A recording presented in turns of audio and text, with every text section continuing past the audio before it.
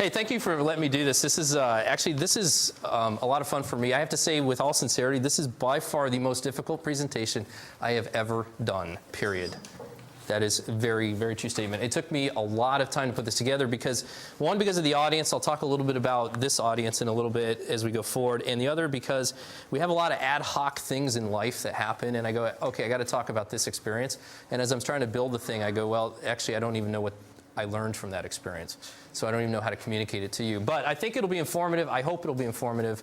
A little bit of background about me, just to kind of color what we're doing. I have a very odd background to be here. I went to Penn State undergrad, and then I was in our Air Force Reserve Officer Training Corps at Penn State, and then I went straight to pilot training at Williams Air Force Base in Arizona. I graduated there after a year. Then I became a T-37 instructor pilot at Williams before the base closed in 1992. This is a T-37. It's a twin engine. It's actually retired now, but it's a fully aerobatic spin type aircraft. High performance, but very, very, very slow. But I flew this for a couple years, and then the base closed, and I went off to fly the E-3 AWACS Frisbee around the world. I did a lot of, although it says Tinker Air Force Base, I was deployed. This was during peacetime. I was deployed 300 days a year. I was particularly in Saudi Arabia, Turkey, watching the northern and southern no-fly zones of Iraq before the second Iraq war, and then also doing a lot of counter-drug stuff out of Panama. So we would go and do counter-drug surveillance, looking for low-flying aircraft over the Caribbean. So I did that for 4 years, and then I went back to the T-37. This is actually my last flight in the Air Force. That is, yes, Penn State cheerleader Barbie. I was a T-37 instructor at the instructor school. I was also an evaluator pilot. I'll talk about that experience in a few minutes. And I was a spin demonstration pilot. And then I got out and I went to get a PhD at Penn State. And then at the time, Penn State had a fantastic PhD program in accounting, one of the better ones. We were placing people at MIT, Harvard. We placed somebody at Northwestern and Wharton. And of course, I landed here. I do research in insider trading, exec comp, financial reporting standards, and international accounting, and I teach the International Accounting Advanced course here. I should say I taught, because I am leaving the school this year. And we'll talk about that if you want later, but I'm not going to bring that through here. I have 2 daughters and a son, a brand new baby. He's 8 months old, and they love to draw pictures for you, and today is no exception.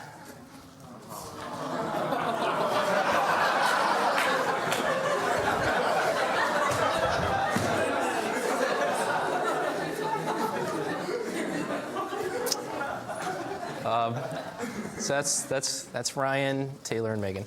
Why was I selected to provide this lecture? I actually have no idea. You would have found out. Well, okay, well, I'll tell you what I think. Is it because of this? I'm closer to dead than you.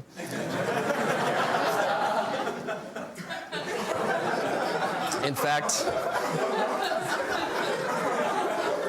you shouldn't have friended me, Kathy. In fact, I'm right here. I'm right here at this scary part where I'm halfway dead. So I have more to talk about than you do. And you guys are still partying in foam, and I'm changing diapers. I also owe the academic committee a lot of money, and they are extracting rent from me. So there were 25 take your professor to lunches, a $15 gift card, so $375 I owe you guys. So this is part of that compensation. Why did I agree to do this talk? I think it's extremely important to stop and reflect on where you've been before you step out and go further, and this is an opportunity for me to do that. I also think this is extremely important for me. I actually believe that you can be more successful if you internalize other people's experiences. For some reason, teenagers have a very difficult time doing that, and they have to learn on their own through their own pain. But sometimes I actually watch what other people do, and maybe you can learn from my personal experience. I also think it's important for me to implicitly honor some of the people who had a material impact in my life. I would not be here without the help of several people. I'm not going to talk a lot about them, unfortunately, but this is implicitly honoring them. And also, I'm trying to get more free lunch. I am free some next week.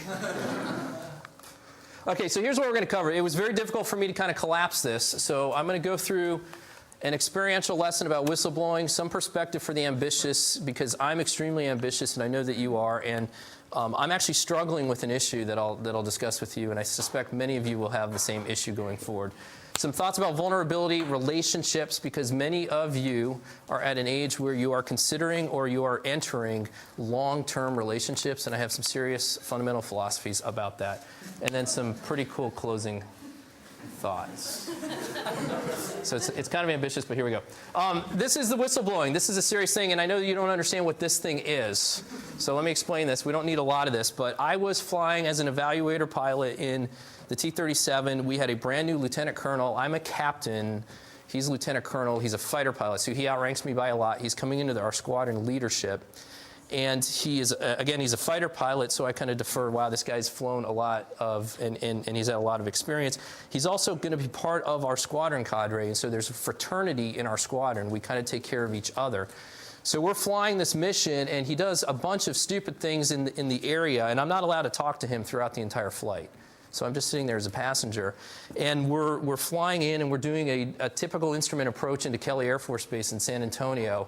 And what this means is this is the approach to the runway to the north. This is an approach to the runway to the north here. This here, this 1,040 is an altitude called a minimum descent altitude. Any pilots in the room?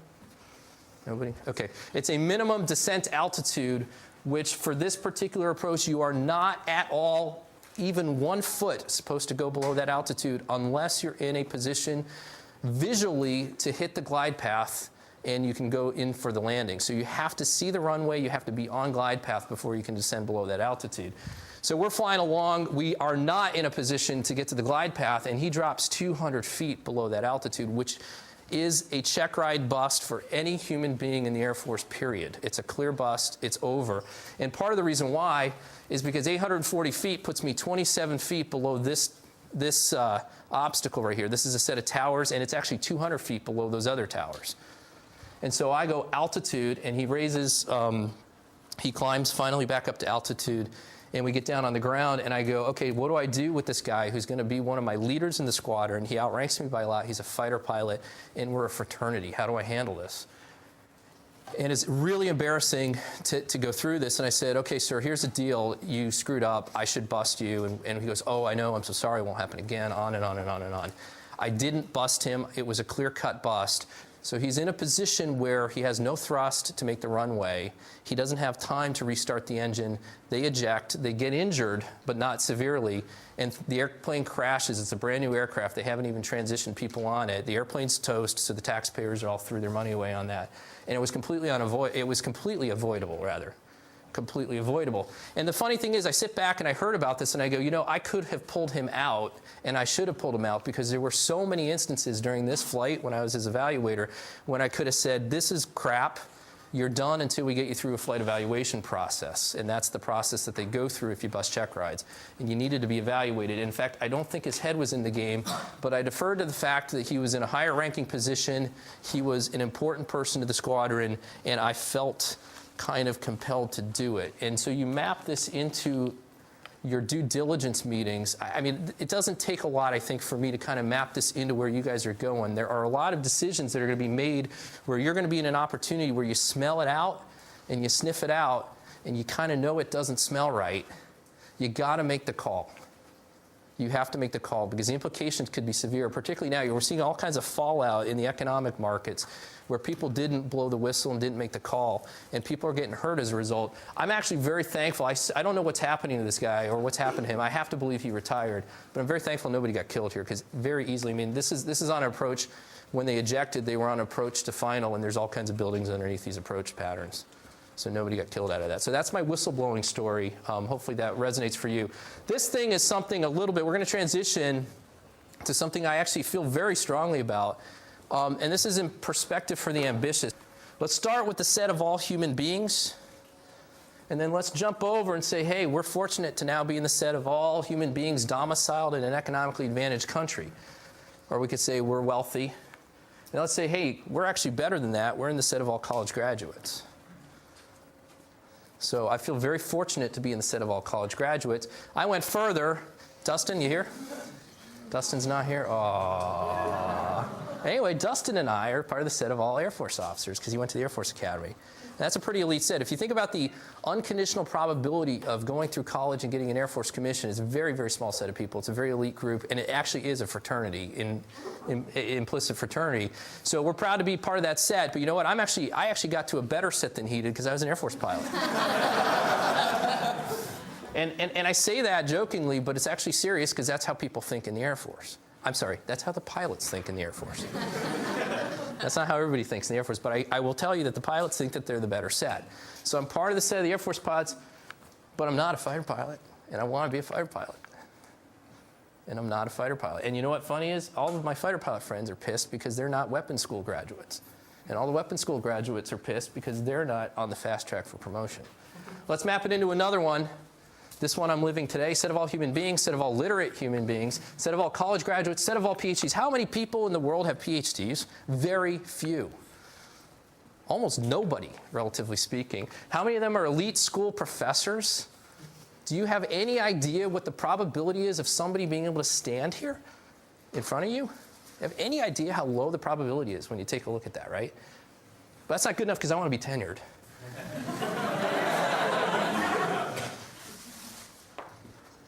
I want to be tenured, and I'm living with this right now because that's an uncertain outcome. If you continue to select into more successful peer groups, sooner or later you will become the left tail of your reference distribution.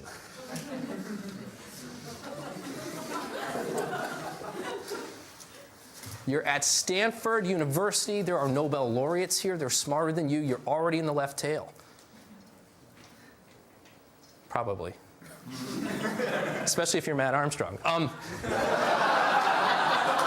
Is he here? He's not here. Okay, I can pick on Matt then. Okay, I'm going to pick on Matt. This, I think, is very critical, okay? Because we're ambitious. We want to continue. But the problem is, it is important. You should be ambitious. I'm ambitious. I will always be ambitious. The problem here is that ambition is addictive. I'll admit it. I'm addicted to ambition. An ambitious person might consider this to be a failure. And this could be wealth. I see it in my community. I live in Woodside. I know that I'm not a millionaire. I'd like to be a millionaire. And I can tell you definitively, without naming names, I know millionaires that are not happy that they're just millionaires. I know them. I can name them if you want, but I won't.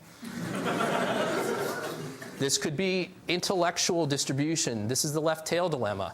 This can be considered a failure, and almost every one of you at some point will face this. I am living it. It, in my mind, seems important to find perspective, because if you end up sitting at the right of the next lower group, so if you remember, the next lower group is somewhere over here, and if you're over at the right, if you're in here, you're at the left. One experience I've had is if you make it to the elite group, you're probably not respected well in that elite group. You're probably the lowest ranking person in that elite group. And so you're not so clear it's a good thing to be in that elite group. But if you don't, you might actually have a better fit and be more productive over just to the left of that group. Or it might be a good time to look for something different to do. So that's the takeaway. This is what I'm wrestling with. But I think it's very critical, because I think you are all ambitious, and I guarantee you that many of you in this room will hit this if you have not yet already. The thing is, you guys are still early enough in your careers that you may not have gotten that far, because you're still kind of working the ambition ladder. But you're going to hit this. This is something I think is kind of cool, because this reminds me of me and you. When I went through pilot training, the very first thing we did was discuss stuff before we ever flew an airplane. And they said, okay, you guys fit a certain pilot personality profile. And I actually borrowed this from some research that's out there about what a typical pilot, particularly a military pilot, is in kind of a personality. And I think that these kind of map in to you folks. Emotionally stable, low anxiety, low impulsiveness, except for Matt Armstrong. Conscientious, competent, high assertiveness, high achieving. And what I find particularly interesting is this low sense of vulnerability. Because we're control animals, and we're like, hey, I'm in control. I got it all covered. I'm a risk. You know, I know how to assess risks, and I don't feel particularly vulnerable. But we're all vulnerable. And I'll illustrate how I was vulnerable. February 8th, 1991, I was flying with Captain John Black. I was a T-38 student pilot in the supersonic jet. It was about the 11th month of a 12-month pilot training program. And we're flying at March Air Force Base, which is now closed. It's actually Air Reserve Base. This is the runway layout. This is runway 32, which means we're heading 320 on a compass when we're taking off. So we're heading 320 off of this runway. We're heading up that direction. It's at night on a night navigation mission. And because of the winds are coming from the right, they're coming from the east, I drift a little bit when I take off. That's natural. It's called crabbing. So that you can maintain your course, you crab into the wind as you take off. So my compass is 330 when I get a call from tower saying turn to 150, turn to a heading of 150. Pilots know that they always turn in the shortest direction unless they're told otherwise. And so I look down, I go, well, hell, it's 180 degrees. It doesn't matter which direction I go, I'm going to turn right. So I started a climbing right turn. 3 seconds later, I get a call, confirm you're in a left turn to 150. I go, negative, I'm in a right turn to 150. And at that point, John Black goes into full afterburner, raises the nose almost straight vertical, and starts a left bank turn. And we almost took out that tower. I was about 20 feet from that tower. February 5th, 1992, I was an instructor pilot with Mike Wood, who was flying my airplane, and this is now a lieutenant colonel. I won't name who it is. One of my better students, actually. Anyway, he was flying lead solo. So this guy is flying lead solo, and Mike Wood's flying my airplane. I'm sitting on the right-hand seat. And we're flying a two-ship. I'll show you how close these are in a minute. We're actually 3 feet apart, 3-foot wingtip clearance. At 250 miles an hour, 3 feet apart. And he orders a pitch out, which means that we're going to do this maneuver. I'll show you a video of this in a second. We're going to do a maneuver. He's going to turn first, and we're going to wait a few seconds and turn behind him and then do some trail maneuvering. This is one of the most absolutely generic maneuvers you can possibly have. So this is how close we typically fly. And you're going to see 2 examples of a pitch out. The first is to the left. So this is a left pitch out where the lead goes first, and then the wingman goes afterwards, and then you'll see it to the right in a second. So there's actually, the wingman went too fast there. You're supposed to wait longer. So this guy turns into me. I don't know what the hell he was thinking. He clearly wasn't, because he turns into me. So we're already 3 feet apart, and he turns into me. And these are very aggressive turns. So I'm not even flying my airplane. I immediately jam the stick full forward as fast as I can. We go up negative G's, and we hit our head into the ceiling, and he flies over us by about 4 inches. Last vulnerability one, some of you guys have seen this. This is Captain Mike Colasso. He was a friend of mine. We were flying a low-level mission. This is in San Antonio. There was a lot of smoke in the air, so we had low visibility because of all these Mexican wildfires. And so we're flying a low-level mission. He yells, bird. I look up. There's a big black thing in my face. And this was a 14-pound turkey vulture that missed my head, went over the top, and impacted the tail of the airplane. So what's my point here?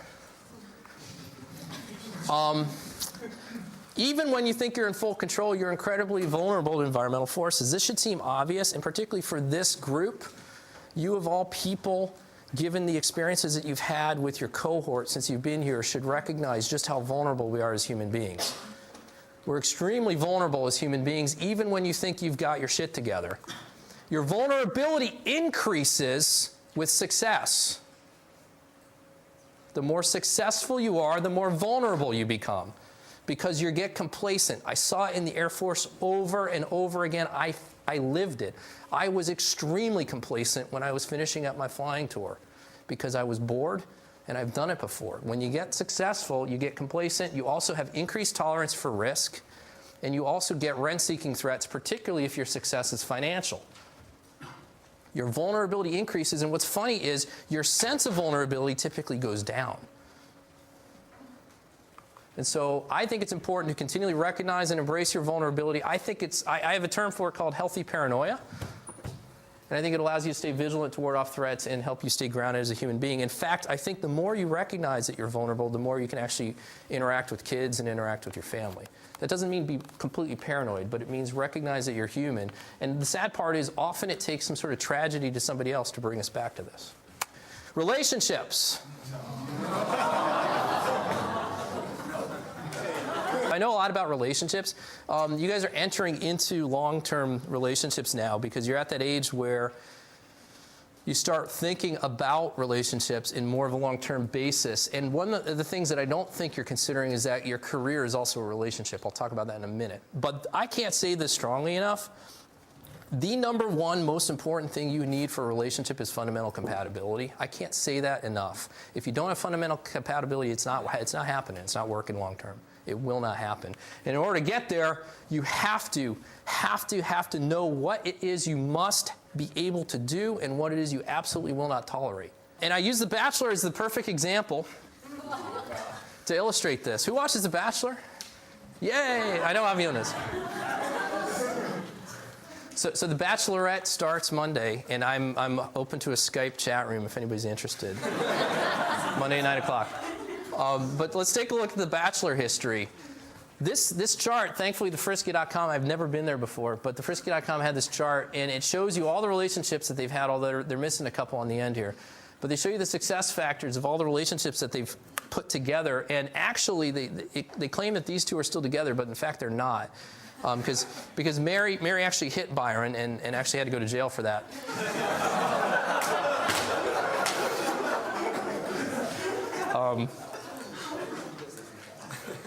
So they don't work. Well, why don't they work? Well, because they're not fundamentally compatible. How do I know they're not fundamentally compatible? You can see it, you can taste it, you can watch it. They don't understand each other, number one. Number two, the type of people that have to go on national reality television to find somebody fail to know what it is they're about, I think. That's my opinion. So what happened with Brad? What happened with Brad? Somebody, come on. What happened with Brad? What happened on Brad's season? Say that again? He turned them both down. Thank you.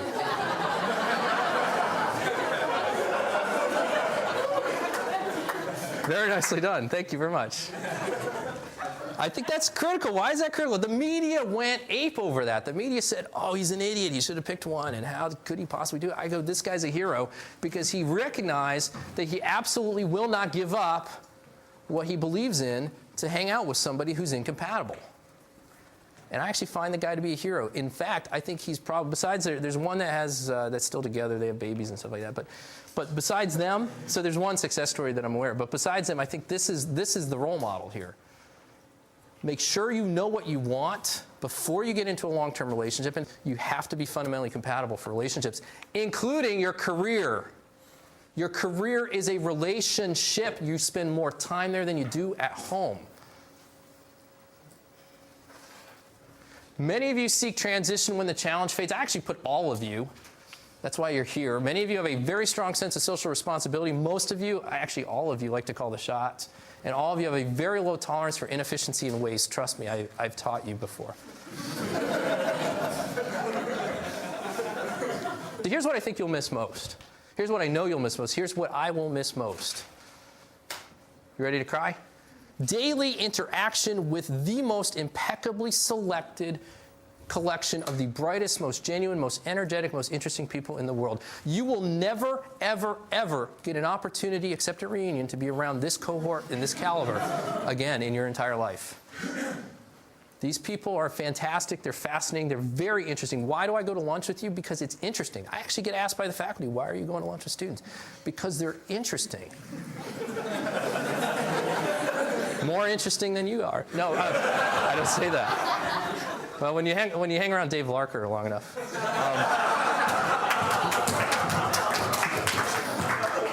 No, I love Dave. Sorry, Dave. I'm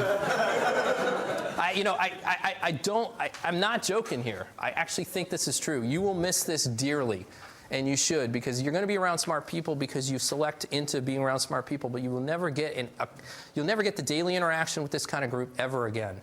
And you will miss this, and I hope you miss this. I've been asking this question for about 100 Air Force Academy applicants. So I was an Air Force Academy liaison officer, and I would interview high school students for the Air Force Academy. The first question I would ask them is, who was influential in your life? Every one of them could answer that question. I then would follow up with this type of a question, say, okay, who would say that you were actually one of the most important people in their lives, and they all stumbled and stopped. They could not answer this question. Granted, they were younger than you, and I know some of you have been able to answer this. This was a chance for you to hopefully self-reflect. What I think this is important about this is that I need you, I'm asking you to please expand this list. I don't care what's on the list. I don't care how deep it is. I don't care if it even exists. But I hope that you go home and start tomorrow to expand this list. And here's why. I can't give you a more sincere compliment than this. You guys are the role models for my children. It took me 6 years to come to that realization. But when I think about the types of human beings in this world that I actually want my kids to grow up to be, except for Matt Armstrong, you guys... Sorry, Matt, I love you too. But no, seriously though, I mean, these are the type, I mean, you're not going to get a better set. You're really not going to get a better set. And the fact that you're actually in this room and at this institution indicates that somebody took an active role in mentoring you as you got here. And it's time for you to kind of pay that back. I'm going to close off by saying this. Look, it's very hard to come up with an idea of how to distill 42 years of life into something that's meaningful for a group of people who are already at Stanford Business School. And I actually appreciate the opportunity because it allowed me a great chance to think a lot about stuff that I've done. It's been a pleasure and an honor to do this, and I appreciate the time.